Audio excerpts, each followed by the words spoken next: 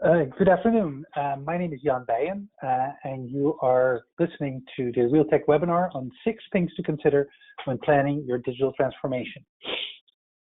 The agenda, first a little bit about REALTECH, what we do and who we are, and then the 6 things to consider, and if there are any questions, they are left to the end. So let's go into it. REALTECH, who we are. We were started in 1994 by 4 employees of SAP. They were basis consultants, and they were part of the first Windows NT, large Windows NT implementation in Germany with the Deutsche Post. And they left SAP and started REALTECH, literally across the street from SAP in Waldorf. They went public in 1998, and in that same year they opened their first office in the United States in Houston, and I believe around 2000 or 2001 they moved their headquarters from Houston to Philadelphia, which, as you probably know, is not Malvern, is not very far from the Newtown Square office of SAP, the SAP headquarters in the United States. Worldwide, we have about 2,000 customers, and there are 200 plus SAP technical consultants. We, as REALTECH, only do what is considered quote-unquote basis consulting. So at the moment that you start talking about, configuring order to cash or payroll, or I need a chart of accounts or stuff like that, that is not our expertise. We would point you to one of our partners, but we as REALTECH don't do that. We have relationships, very close relationships with organizations like Microsoft, SUSE, Red Hat, ServiceNow, and others. So as a company, there are basically 2 sides to the house. There's the consulting side and there's the software side. On the software side, we have a couple of products that you see listed here on the right around change management and release management. And they are very similar to our main competitor, Charm. The big difference is that our implementations usually only last 4 to 6 weeks, while Charm implementations, although the software is free, can easily take 4 to 6 months. So I highly recommend you have a look at our software solutions if you are in the market for change and release management. On the consulting side, our main focus over the last 20 so years has been OSDB migrations. When SAP released the OSDB migration toolkit in 1997, late 1997, instead of doing the first production migration themselves, they asked us, REALTECH, to do that, and it was very successful, and we have done over 1,000 since. And with the arrival of HANA, there is a lot of people that are migrating, doing migrations of any database, whether it's Oracle or DB2 or SQL Server, to SAP HANA. Also, with the arrival of cloud solutions, people moving from their existing on-prem or colo location to a cloud provider, we have done a number of those migrations. And on top of that, last but definitely not least, we do managed services. Managed services in the form only from a basis perspective. It is very overwhelming when a client has implemented SAP and SAP Live and the last SAP Platinum consultant has left, and the basis manager realizes that he has basically a wild gorilla living in his data center, and he has to manage it somehow with the staff that he has without killing them. So what we can provide is a managed service where we provide you with a person on site, if that is what you need, that is part of your team, or remote, if that's what you desire. And then basically, since we are a global organization, we have a follow the sun process that while you are asleep, people in New Zealand or Japan or Germany will provide the basis services. So why would you pick REALTECH? First of all, if you are in the migration, if you're up for a migration, we are experts at it. This is what we do, and this is what we're good at. We have lots and lots of experience, and because of that, we are very good at HANA upgrades and the like. So again, if it is technical services or technical consulting that you're looking for, we are the experts of this, and we are worldwide, so we can provide services for you anywhere in the world. Okay, so now we're going to talk about you're in for a hardware refresh or something related to your infrastructure. What's to consider? And a hardware refresh, you know, every couple of years you have to do a hardware refresh. So if you're in the market for that, there's usually a moment that you have to stop before you actually do it, and you have to build a business case. Now, the question has become a little bit more complicated over the last couple of years, because you can, if you, for example, are on-prem, it's like, do you go to colo or do you go into the cloud? Are you going to a straight cloud provider like Azure or AWS or Google, or are you going to a managed cloud provider like Virtustream or Fit? Lots and lots of questions to ask. Some of them will be driven by your company direction. You might have already have some of your software in the organization on a cloud like Azure or AWS, but maybe you're totally new to this and you don't know what it can offer for you. So it is very important that you basically put this whole thing together and do a comparison between the different options. And part of what makes it extra complicated is that there's a deadline from SAP that you have to be on S/4HANA by January 1st, 2026, which sounds like it's far away, but it's not. Time is flying, and remember, there are about 40,000 other customers that are thinking about exactly the same thing. And so if you wait too long, you might not make the deadline. And so it is very important that you start to consider what your path towards this SAP deadline is and what the stages are through which. So delay is not a good idea. So if you are in a hardware refresh stage at this moment, it is very important to consider, do I do a HANA related upgrade or migration at this time, or do I wait 3 years for the next hardware upgrade? And the same is like, hey, I'm moving to the cloud, can I do it all together? So it becomes kind of a Rubik's Cube with many, many options. And so you have to think about that. Related to that, if you are, for example, moving to a cloud or a co-location, you have to migrate your data. That there's a cost involved in that, and you have to consider that. Your licensing will change if you go to HANA, or if you are currently on AIX and you're going to, say, Red Hat Linux. There's a change in cost. There's a change also from hardware vendors probably, but although you can stay on Power, you can go from Power 8 to Power 9 or Power 7, etc. But there are also things to consider are like exit costs. It's like you're going to the cloud, you want to come back. What is that cost? Think about those things and ask those questions. And then related to that, as mentioned before, there are timelines. There are some timelines that you have to consider, and related to that, what other major projects is your organization currently doing that will impact your SAP environment? And so to capture that, you have to write a business case, because in the end, you have to go to the C-suite and they have to sign off on it. And they most definitely want to see the business case, the ROI, and all that is involved in writing the business case.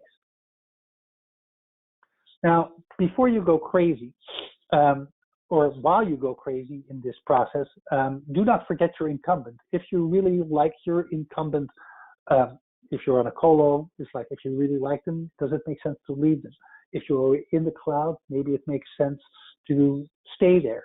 Or if you are on-prem and you like your hardware vendor, there might be very, very good reason to stay, and they might very well defend their territory very strongly because they don't want to lose you as a customer.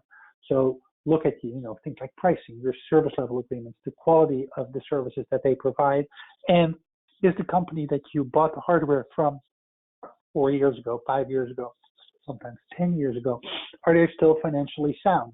It might be that they are not as profitable, and the future looks bleak. So maybe that is a reason to leave. So again, things to think about when you think of the incumbent.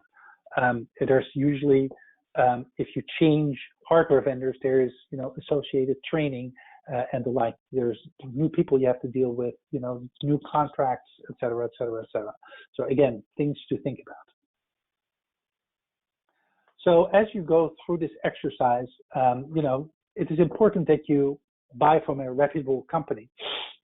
So check the different vendors. There are very many different ways that you can collect information about the different vendors.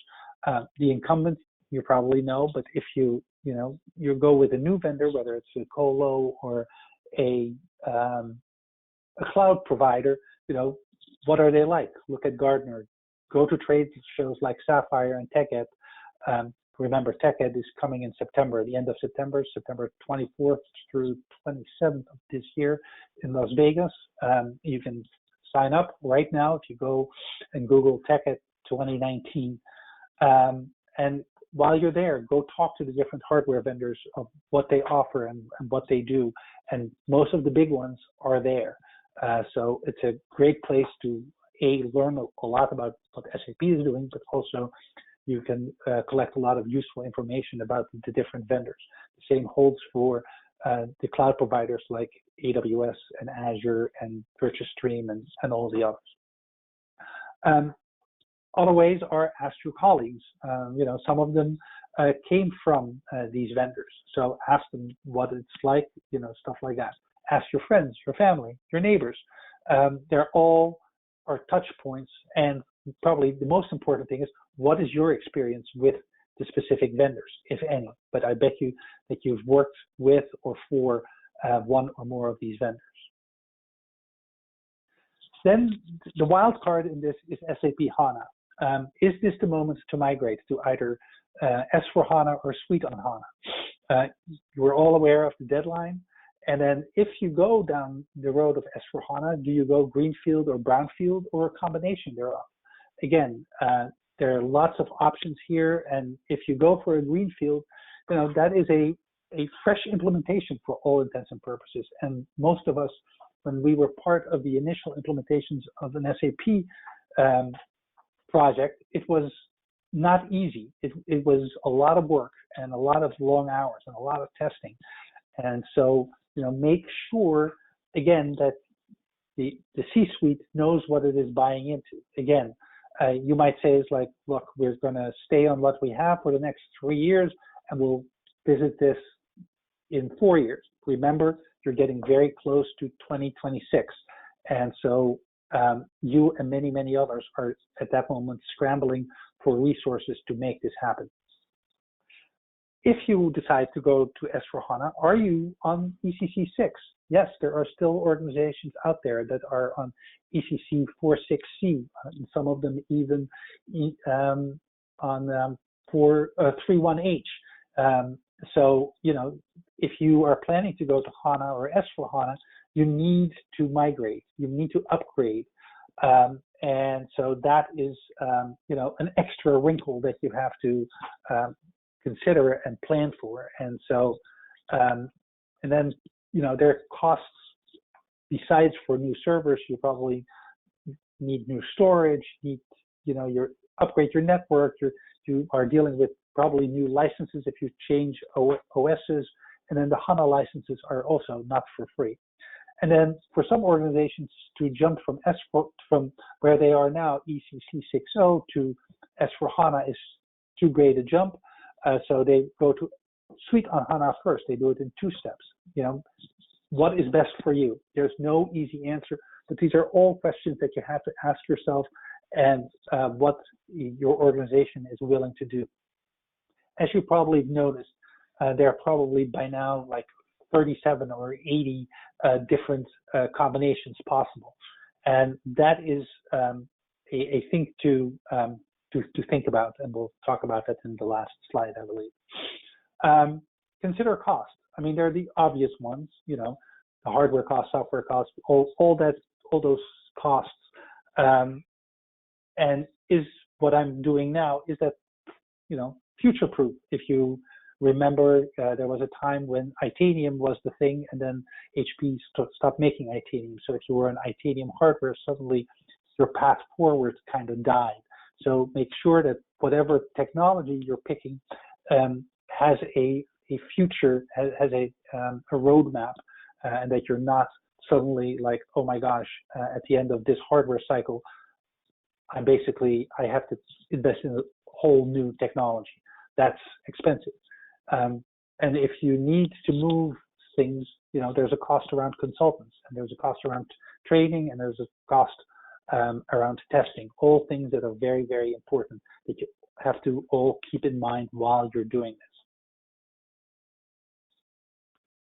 There are hidden costs, and probably the ones besides training and hardware and SAP HANA, if you go down the HANA route at this iteration, and if you go to a new operating system, and probably if you're going from a proprietary hardware vendor like AIX or HPUX to a Linux environment, there is a cost, and so you have to capture that.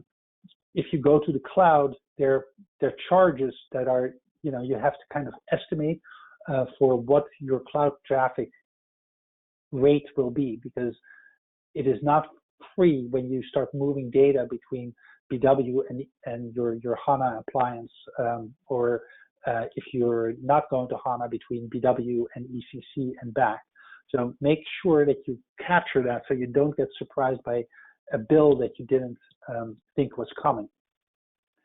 Then, you know, these contracts have a lifespan. Usually if you go into the cloud, it's for 3 years and you get the biggest discount. But at the end of 3 years and you want to re-up, what happens then? Make sure that you're not get surprised by an enormous bill. And if you're unhappy with either your colo or your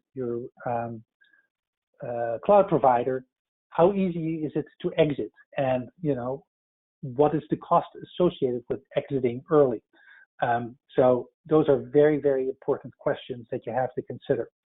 If you're going into the cloud and it is in a managed service, i.e. they do the operating system, they do the network, they do the quote unquote basis stuff. If you go with organizations like VirtuStream or Fit, although they just changed their name and I can't remember what their new name is, you lose some control. And how much of that control do you lose? You know, are you tied to their upgrade schedule? Like, for example, the HEC upgrade schedule for the SAP application is very stringent. And so if you have to know this because it is at the end of the year. At the end of the year is your busiest time. That's probably not the time you want to do an upgrade. And there are ways that you can talk to SAP to say, like, okay, instead of doing an upgrade twice a year, I do it once a year, but not the one in December, because that is my busiest time because of Christmas. So all kinds of things to consider that you're not getting caught off guard on the control that you have or lose. Because if you go to, say, AWS or Azure or Google, you will do all the basis stuff, but they do all the hardware stuff and stuff like that and stuff below that. So you have to be thinking about all these things of what is going on and who does what and who does it when, and can you say no, not now, et cetera, et cetera. So these are all things that you have to think about. And because it gets very, very complex very, very quickly, because there are so many different vendors, I think that if you don't even have to do your best that much, and you can end up with over 100 different vendors. Now, remember, if you send out RFPs requests to all 100, you have to read all 100 RFP responses. So keep it to a minimum. I would say 10, maybe 15, because that is manageable. You know, bring them in over a week, maybe a week and a half.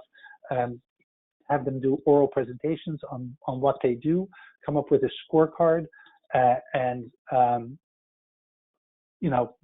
get things moving.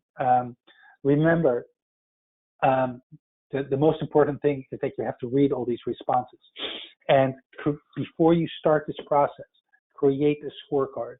So you understand what the criteria are, you know what you're looking for. Don't do all this and then at the end create a scorecard, because then it's kind of, it falls apart.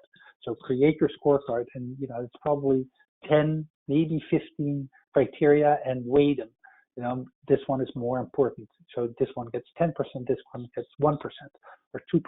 And, you better make sure that it adds up to 100%. And so you can compare, and then you can trim it down to 15 to maybe 3, and then, start negotiating based on that. The good thing is we can help you. We've now done this 3 or 4 times very successfully. If you want to, we can even help you write the RFP. If we write the RFP, we will not be part of we will not be part of the bid. We will not respond to the RFP.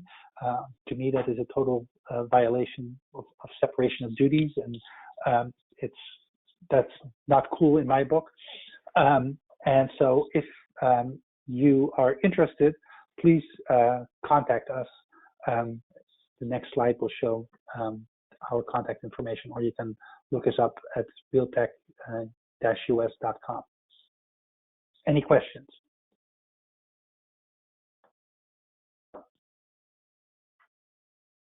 And here is my contact information. Thank you.